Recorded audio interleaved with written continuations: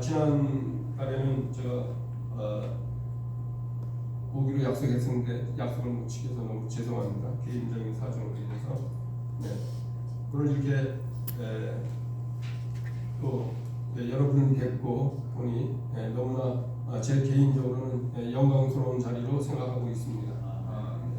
제가 목사 안수 받은 지는 2011년이지만 하나님 말씀을 큰 교회를 이루어서 말씀을 전하지 않지만 또 조그만 어떤 모임이나 또 이런저런 곳에 가서 말씀도 전하기도 하고 또 자라나는 어린아이들부터 중고등학생, 대학생, 청년들까지 이렇게 개인적으로 만나면서 케어를 이렇게 하나님 말씀으로 이렇게 전하고 기도해주고 용기를 얻어서 하나님 말씀대로 살기를 이렇게 복음을 전하고 있습니다.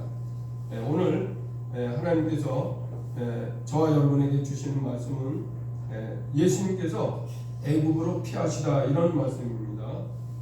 애국으로 예수님께서 피하셨는데 물론 예수님이 애국으로 피하시는 것이 하나님의 말씀에 의해서 순종해서 따라가는 것이죠.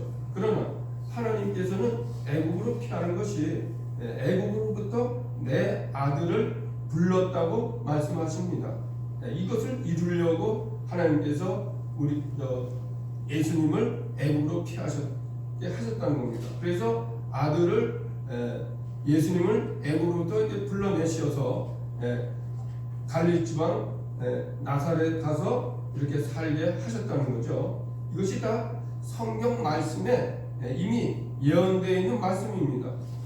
구약 성경에 하나님의 말씀의 그 선지자들에 의해서 이렇게 기록된 말씀을 하나님께서는 우리 인생길에서 일어나는 일들이지만 하나님께서는 이미 다 그것을 예정해 놓으시고 그 말씀해 놓으신 것을 이루시기 위해서 그렇게 우리의 개인의 역사를 이끌어 가신다는 겁니다. 저와 여러분도 역시 마찬가지죠. 저와 여러분도 마찬가지로 우리 인생길에서 예수님을 만나게 되고 또 예수님 말씀대로 살아가게 되고 이런 모든 과정은 예수님의 일생길을 통해서 이렇게 보여주신 것처럼 우리의 일생도 이렇게 예수님이 가신 그 길을 가게끔 우리를 인도해 가신다는 겁니다.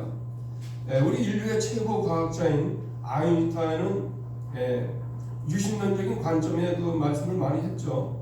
그분의 말씀의 기록에 보면은 우리 신학과 과학은 별개의 것이 아니다. 어떤 사람들은 과학을 열심히 하면 신을 부정한다 이렇게 생각하는 사람이 있어요. 오늘날 우주에 여러 가지 과학이 많이 발달되니까 하나님이 없다 이렇게 말하는 사람이 있어요. 그런 사람은 애초에 신앙이 하나님을 믿는 믿음이 없는 사람이죠. 과학이 많이 발달될수록 하나님의 백성이고 구원받은 백성이라면 얼마나 하나님이 이 우주 만물을 정교하게 만들어 놓으시고 운행하시는지 아주 절절하게 느끼는 것이죠. 그런데 하나님을 믿지 않는 사람들은 그 말씀을 들으면은 과학이 이렇게 발달되는 거니까 하나님이 계시지 않는구나 이렇게 엉뚱한 말을 하고 계시는 거죠. 그분들은 하나님을 믿지 않을 뿐만 아니라 더군다나 예수 그리스도를 믿지 않는 거죠. 설사 교회를 다닌다고 해도 마찬가지고 설사 예수 믿는다고 이분은 시인해도 마찬가지일 것입니다. 예수를 믿고 하나님을 믿는 사람들은 이 우주 과학이 세상 모든 과학이 발달될수록 하나님의 절묘하고 정말 신묘막측한 그 오묘한 그 섭리를 감개무량하게 받아들일 수밖에 없고 우리의 믿음은 나날이 성장할 수밖에 없다는 것입니다. 아인슈타인은 과학과 신학에 대해서 과학과 신학에 대해서 내가 과학자이라고 하면서 신을 부정하는 것은 젊은 발이와 마찬가지다. 또 내가 신을 인정하는 유신론자라고 하면서 과학을 부정한다면 그는 맹인이다 이렇게 말을 했습니다. 그러니까 아인슈타인은 신학과 과학이 동전 앞면과 뒷면과 마찬가지로 하나라는 것입니다. 그래서 아인슈타인은 그 신에 대한 과학적인 접근으로 신에 대한 깊은 묵상과 연구를 통해서 아인슈타인은 뭐라고 말을 했냐면은 이 우주 만물의 모든 것은 우연이 아니라 다 필연이라는 겁니다. 우리 성경도 그렇죠. 우리 성경도 구원받을 백성들은 다 구원받는 필연적인 과정이에요. 하나님은 하나님의 백성을 하나도 놓치지 않고 다 구원받게 하신다는 겁니다. 하나도 놓치지 않는다는 거예요. 왜? 전지전능하시기 때문이죠. 그래서 이 세상 삶을 어떻게 살아가든지 간에 그 삶의 구원의 과정을 통해서 온전하게 그 영혼을 구원하신다는 것이 하나님의 말씀이죠. 아인슈타인도 이렇게 이 세상은 어떠한 과정이 있었던 간에 그 원인과 결과에 있어서 그 모든 것들은 필연의 과정이다. 우리가 생각하기엔 우연히 같지만 필연이다. 뉴욕 타임즈나 뉴욕 뉴스위크지나 또 타임즈나 그 매년 커버 스토리가 나오는데 그 커버 스토리에 어떤 인물이 이렇게 실린다고 할 때 어떻게 보면 편집장이 이번 8월달 후에 이번 2월달에 어떤 사람을 표지 인물로 할까 여러 사람을 고르다가 편집장이 고르는 것 같죠. 우리 인간의 생각은 그렇습니다. 그러나 그것이 A라는 인물, B라는 인물, C라는 인물 많은 인물이 있을 때 A로 할까 B로 할까 C로 할까 편집장이 골라서 표지 인물을 세운 것 같지만 과학적인 깊은 입장에서 봤을 때는 필연의 과정으로 이 사람은 B라는 사람을 선택해서 표지 인물로 세운다는 겁니다. 그건 아인슈타인이 인류 최고의 과학자인 아인슈타인이 했던 말이죠. 아인슈타인이 만유인력 법칙을 발견한 아이작 뉴턴에 의해서 우리 인류의 과학은 획기적으로 발전했고 그 다음에 만유인력의 그 이론을 포함하는 더 큰 이론인 상대성 이론 알버트 아인슈타인은 상대성 이론을 발견해가지고 우리 인류의 과학을 획기적으로 발전시켰죠. 그 블랙홀도 오늘날 블랙홀은 누구나 다 인정하는 그런 과학적인 사실인데도 그 당시에는 그 블랙홀에 대한 걸 말했을 때 사람들이 잘 믿질 않았고 또 아인슈타인이 여러 가지 했을 때 그걸 잘 믿질 않았습니다. 왜? 아인슈타인만큼 깊이 들어가서 연구가 고찰되고 하지 않았기 때문에 그를 인정하지 않았던 과학자들도 많이 있습니다. 그러나 오늘날 과학이 뭡니까? 아인슈타인의 그 이론이 정말 맞았네 하고 그런 말들을 과학적인 사실을 발견할 때마다 과학자들이 그거를 고백하는 이야기를 들어봤습니다. 그래서 이 우주 만물은 아인슈타인 인류 최고의 과학자가 말하는 이 세상은 모두 우연한 것이 일어나는 것 같지만 다 필연이다. 필연 속에 우리의 이 역사가 인류의 역사가 흘러간다. 이 우주의 역사가 흘러간다. 우리 개인의 역사도 마찬가지라는 것이죠. 그래서 오늘 여기 보면은 예수님이 애굽으로부터 내 아들을 불렀다 하는 이 말씀이 호세아서 11장 1절에 보면 그 말씀이 있습니다. 이스라엘이 어렸을 때 내가 사랑하여 내 아들을 애굽에서 불러냈거든. 애굽에서 불러냈다. 이 호세아서 1장 1절 그 당시 성령의 감동에 의해서 기록되었고 그 기록된 그 말씀을 이루기 위해서 애굽으로부터 내 아들을 불렀다. 이 말을 이루기 위해서 예수님이 애굽으로 피신하게 하셨다는 것이죠. 그리고 또 거기 보면 23절에 보면 나사렛이라는 동네에 가서 사니 이는 선지자로 하신 말씀에 나사렛 사람이라 칭하리라 하심을 이루려 하심이라. 지금 이스라엘로 돌아가라고 꿈에 천사가 나타나가지고 그 현명한 그 말씀에 따라서 이스라엘로 돌아가는데 가다 보니까 아켈레오가 그 아버지 헤롯을 이어 유대 임금이 됨을 듣고 거기로 가기를 무서워하였더니 꿈에 지시하는 심을 받아 갈리 지방으로 떠나가. 헤롯의 아들 아켈레오가 임금이 또 됐으니까 또 두려운 마음이 드는 거예요. 무슨 하나님을 믿는 사람이 두려운 마음을 드느냐? 어디 보면 불신앙 아니냐 이렇게 생각이 들 수도 있겠죠. 때에 따라서는 우리의 불신앙의 그 신앙을 통해서도 하나님은 우리를 인도하신다는 사실을 우리는 알아야 됩니다. 지금 요셉은 이렇게 어떻게 보면 불신앙일 수 있는 헤롯의 아들 아켈레오를 두려워해서 갈릴리 지방으로 떠나갔습니다. 그 갈릴리 지방에 어디에 가서 사느냐? 나사렛이라는 동네에 가서 삽니다. 그것은 나사렛이라는 동네에 가서 사니 이는 선지자라고 하신 말씀 나사렛 사람이라 칭하리라 하심을 이루려 하십니다. 나사렛 사람이라 칭함을 이루려고 하는 것이죠. 그래서 요셉의 그 두려워하는 불신앙적인 생각일 수 있는 그 마음을 통해서도 하나님은 역사하셔서 구원을 하신다는 겁니다. 우리가 때에 따라 제 경험으로 했을 때는 때에 따라서는 신앙적인 것이 성경 말씀도 부족하고 신앙적인 것이 약할 때 예수님을 처음 믿고 궁금해하면서 이렇게 신앙생활할 때 여러 가지 것이 많이 부족했죠. 그러다 보니까 이렇게 신앙적인 걸 가지고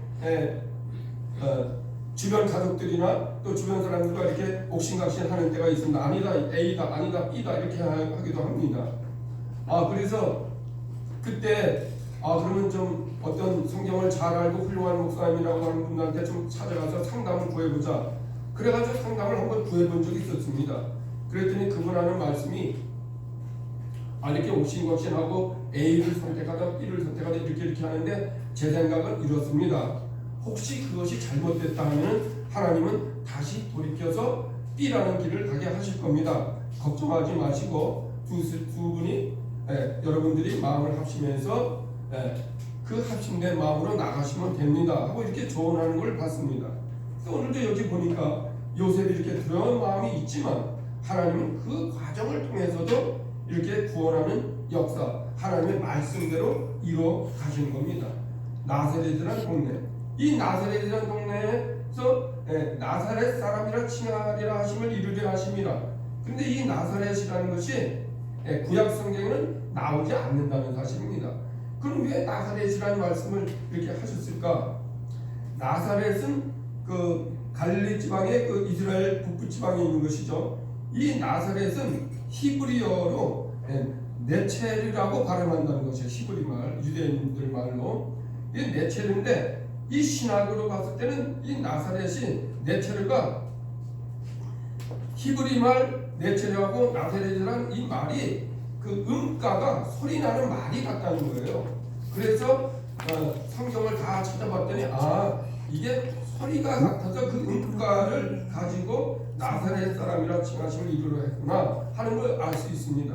그래서 하나님께서는 우리가 이 세상에 살아가는 동안에 내가 안고 서는 것까지도 또 넘어지고 일어나는 것까지도 뭐 여러 가지 묻고 하는 모든 과정에 이런 모든 과정들도 우리의 의지대로 살아가는 것 같지만 하나님의 섭리 가운데 우리의 삶이 산다. 물론 그 의지대로 살아가는 과정에서 하나님의 뜻을 알고 내 의지를 하나님 뜻에 복종시킨다면 더할 나위 없이 훌륭한 믿음이 되겠죠. 그래서 하나님은 우리에게 뭐라고 말씀하십니까? 믿음을 보이라는 것이죠. 행동으로 나타내 보이라는 것이죠. 믿음은 지식적으로 알고 있지만 정말 믿는다면 마음에서 할례를 받은 자가 되어서 행동으로 나타나서 순종하게 되는 것이죠. 여기서 요셉이 애굽으로 피신하는 것이나 또 애굽에서 갈릴리 지방 나사렛 가서 사는 것이나 하나님의 천사들이 하나님의 뜻을 전할 때 그 말씀에 순종하는 것처럼 우리도 이 세상 살아갈 때 하나님 뜻을 안다면 내 의지를 하나님 뜻에 하나님 말씀에 순종해서 살아간다면 우리를 하나님께서 형통하고 승리하는 길로 인도해 주실 줄 믿습니다. 아멘. 그리고 물론 이제 예수님이 이 땅에 오실 때 그 예언을 다 해놓으셨죠. 베들레헴에서 나실 것에 대해서는 미가서 5장 2절에 나왔고 이사야서에서 7장 14절에는 처녀가 잉태하여 아들 낳을 것을 예언하셨고 또 이사야 9장 6절에는 아기 예수님이 나실 것을 그의 어깨에는 정사를 메었고 그의 이름은 기묘자라 모사라 전능하신 하나님이라 영존하신 아버지라 평강의 왕이라. 그렇게 예수님에 대해서 오실 아기 예수님에 대해서 말씀하셨습니다. 하나님 우리 주 예수 그리스도 그는 하나님의 아들이시면서 하나님의 본체십니다. 그러므로 우리는 예수님이 이 땅에 오셨을 때 육체적으로 굉장히 힘들고 어려운 고난의 고통의 삶을 살았습니다. 물론 영적으로 고난의 고통을 살았죠. 우리 예수님께서 십자가에 달리실 때도 이 잔을 나에게서 비켜가면 좋겠다 이렇게 말씀하셨습니다. 그러나 아버지의 뜻이라면 그 잔을 내가 마시겠습니다 이렇게 하지 않았습니까? 그렇게 자기의 뜻을, 하나님이 이 세상을 모든 것을 전지전능하신 모든 주권이 하나님에게 있다는 것이죠. 정사가 어깨를 메었기 때문에. 그러므로 하나님은 우리의 인생길의 어떠한 상황에 있어서도 우리를 구원하신다는 겁니다. 이 세상 고난과 고통 가운데 우리를 이끌어 가셔서 구원하신다는 거죠. 특히 여기서 애굽이라는 뜻이 무슨 뜻입니까? 오늘날로 말하면 애굽이 이집트죠. 이집트는 하나님께서 구약 성경에 보면 이집트를 뭐라고 말씀하십니까? 신명기 4장 20절에서는 여호와께서 너희를 택하시고 너희를 새 풀무 곧 애굽에서 인도하여 내사 내가 자기 기업의 백성을 삼으신 것이 오늘과 같아도 이렇게 말씀하고 있어요. 그러니까 풀무불과 같은 애굽에서 구원하셨다는 거예요. 또 열왕기상 8장 51절에 보면 저희는 주께서 철풀무 같은 애굽에서 인도하여 내신 주의 백성 주의 산업이 됨이니이다 이렇게 했습니다. 그러니까 애굽에서 철풀무 같은 애굽에서 새풀무죠. 철풀무니까 이 풀무가 뭡니까? 대장장이가 새를 녹여서 쓸모있게 아름다운 쓸모있는 유용한 도구를 만드는 게 새풀무 아닙니까? 그래서 우리의 인생도 역시 마찬가지입니다. 우리 인생길이 나는 왜 이렇게 힘들고 어려운 삶을 살까? 하나님은 그 새풀무를 통해서 우리가 하나님께서 기뻐하시고 쓸모있게 아름다운 연장으로 유용한 연장으로 만들어가는 과정, 즉 우리의 믿음을 한 단계 한 단계 업그레이드 시켜가는 과정이라는 말씀이죠. 제가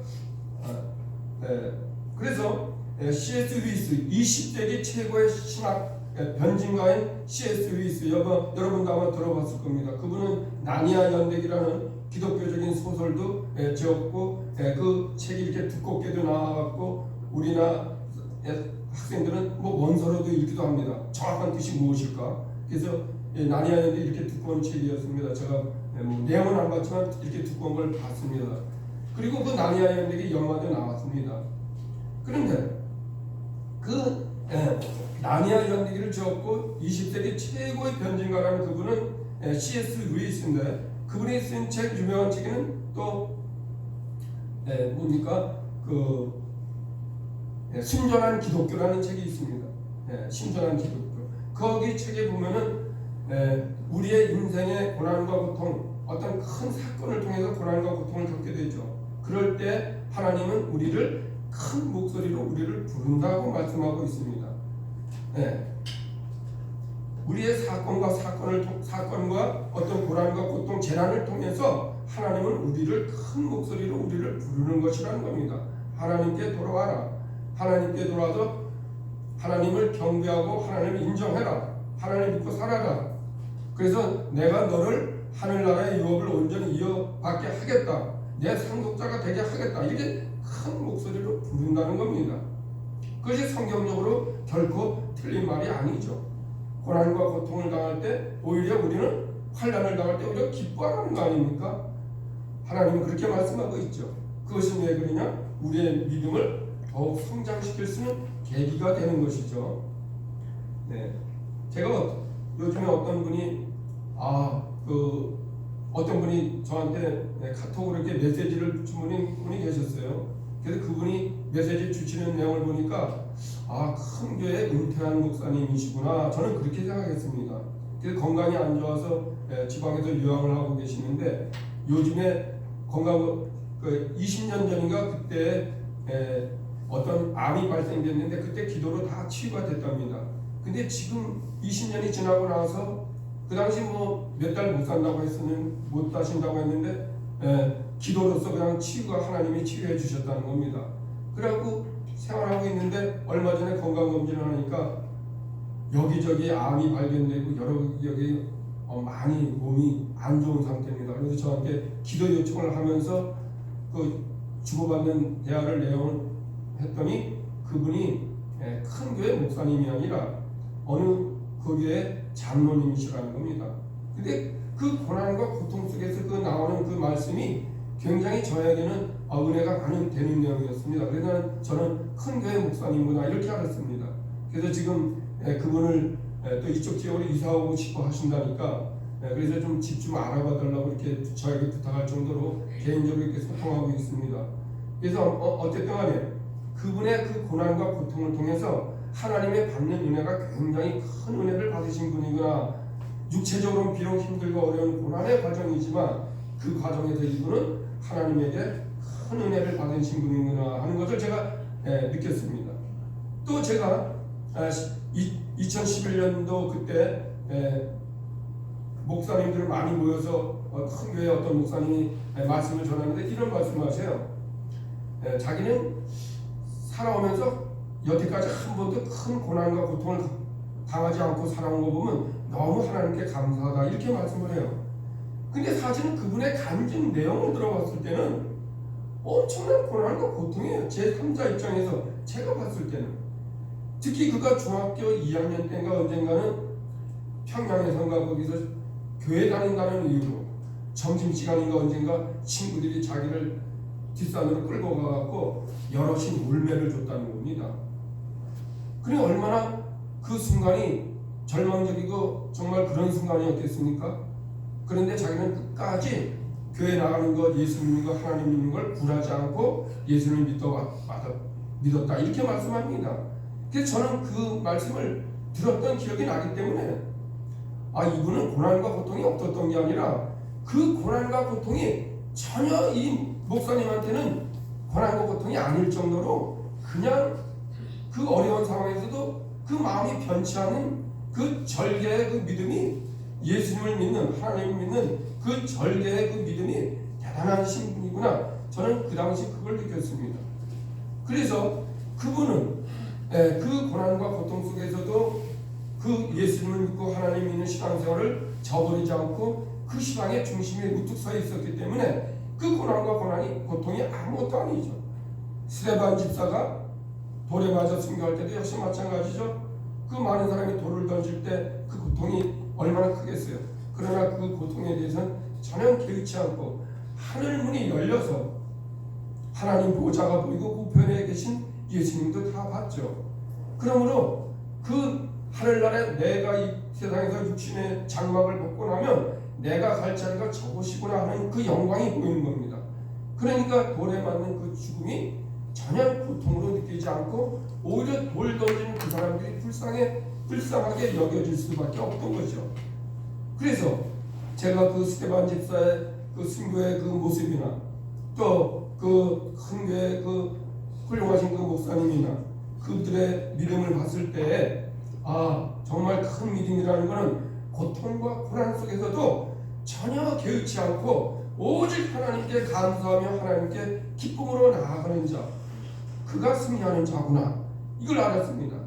그래서 우리를 풀무불에서 우리를 부르시는 하나님, 수많은 사람들이 이 고난과 고통을 통해서 예수님께 돌아온다는 그런 간증을 하는 걸 많이 들었죠.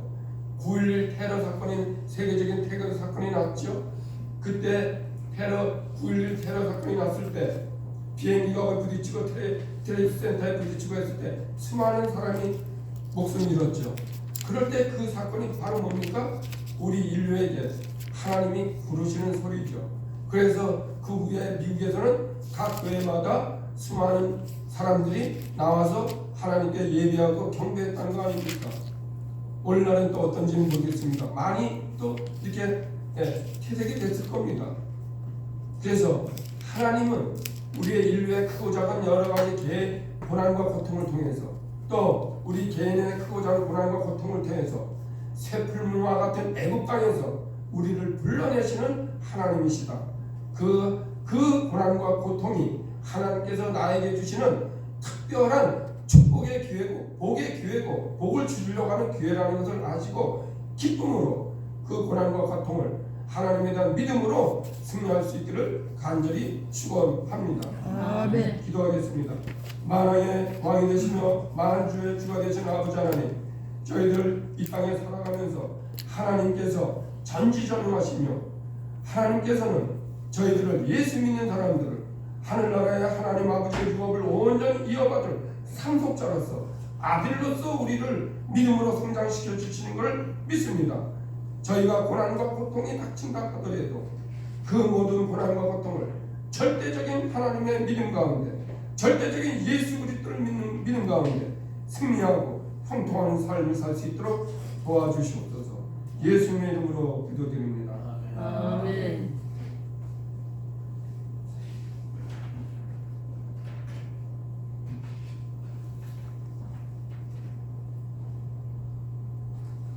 할렐루야. 아멘. 고난은 축복이에요. 근데